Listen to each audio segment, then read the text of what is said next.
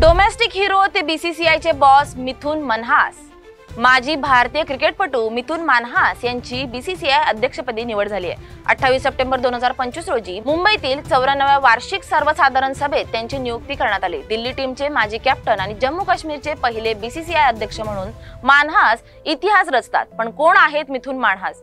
कधी कधी क्रिकेटच्या मैदानावर असा खेळाडू दिसतो ज्याची बॅट फक्त धावा करत नाही तर इतिहास घडवते, आणि अशा इतिहास घडवणाऱ्यांचं नाव आहे मिथुन मनहास। जम्मू काश्मीरच्या शांत डोंगर रांगात जन्मलेला हा धडाडीचा खेळाडू आपल्या जिद्दीच्या जोरावर पोहोचला आणि भारतीय क्रिकेटच्या सर्वोच्च पदावर, ज्याचा प्रवास सोपा नव्हता, जिथे साधनं नाहीत, मोठी प्रशिक्षक मंडळी नाहीत, तिथूनच उगवला हा रणजी योद्धा। 157 फर्स्ट क्लास सामन्यात त्याने कुठले तब्बल 9714 धावा काढल्या।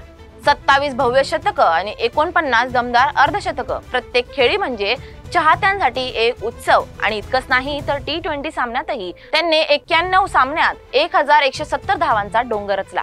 दिल्लीच्या संघासाठी खेळताना त्याने स्वतःचं वेगळं स्थान निर्माण केलं। पण खरी क्रांती झाली ती जम्मू काश्मीर क्रिकेटमध्ये। त्यांच्या नेतृत्वाखाली अनेक तरुण खेळाडूंनी मोठी स्वप्न पाहायला शिकले। हो, आपणही मोठं काही करू शकतो, हा आत्मविश्वास देणारा कर्णधार म्हणजे मिथुन मनहास। IPL मध्ये तरुणाईच्या डोळ्यात तारे चमकवणाऱ्या या खेळाडूने पुणे वॉरियर्स, दिल्ली डेअरडेव्हिल्स आणि चेन्नई सुपर किंग्ससाठी दमदार कामगिरी केली होती। CSKच्या पिवळ्या जर्सी जेव्हा ते मैदानात उतरले तेव्हा प्रेक्षक फक्त एकच नाव घेतात, ते म्हणजे मनहास। आज तोच खेळाडू, तोच लढवय्या आता मैदानाबाहेरही एक नवं शस्त्र हातात घेतोय, भारतीय क्रिकेट नियामक मंडळाची धुरा। होय, रॉजर बिन्नी नंतर आता संपूर्ण भारतीय क्रिकेटच्या नाडीवर हात ठेवणार आहे मिथुन मनहास। सोबतच राजीव शुक्ला उपाध्यक्षपदी, देवजीत सौकिया मानद सचिवपदी आणि प्रभतेज सिंग भाटिया संयुक्त सचिवपदी निवडले गेले आहेत। पण चर्चेच्या केंद्रस्थानी एकच नाव, मिथुन मनहास। ही फक्त एक निवड नाही, ही आहे संघर्षातून उभं राहिलेल्या एका खेळाडूची जिद्दीची कहाणी।